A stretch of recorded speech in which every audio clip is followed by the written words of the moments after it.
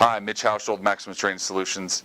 Want to talk today about basically 3 exercises that I find in my rehab practice I get the most bang for my buck, and maybe that's not even the right term that I'm looking for, but I tend to use these exercises more than any other exercise. And really it comes down to the fact that most of my athletes end up being very dysfunctional in their core and their hips.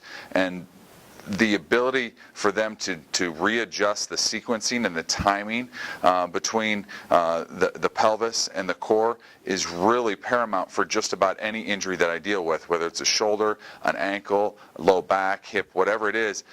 Most of my athletes aren't able to properly sequence and get that anticipatory contraction we need with the core.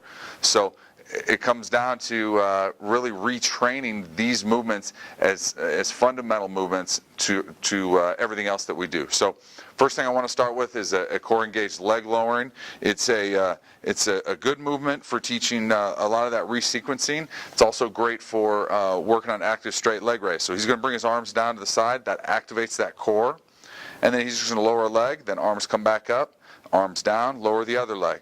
Really trying to keep those legs as straight as we can. So this is doing a couple things. It's resequencing the core, so it's very important he always starts with his hands and finishes with his hands. And then it's also teaching that dissociation between the core and the pelvis. Okay? So that's the core engaged leg lowering. Great exercise. Now we're going to go into a bridge. Now this bridge, whenever I do bridging, I always do something to activate the core, because what I find is if I don't, 99% of my athletes do all their bridging at their low back instead of the glutes, which is where we need it to happen. So if we engage that core, reciprocal inhibition tells us that that low back is going to relax and force us to use the glutes. So once again, arms start and finish the movement. So he brings his arms down to the side, hips up. Good, back up. Now, he can go just like he's doing. Keep going there, Tim. Or he can actually hold that top position. We can also play with foot movement a little bit. Back down. Good. And we can widen out, we can narrow up, we can put in and out, really just to play with different angles to give us a little bit different variation on it. So another great exercise, teaching that dissociation, also that core activation. So the last exercise, we're going to go into a march. We're going to use TRX. We could also use a band.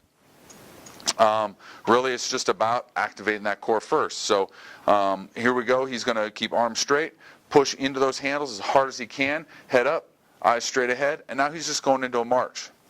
So right there, we're telling the core it's got to turn on before he goes into that triple flexion position.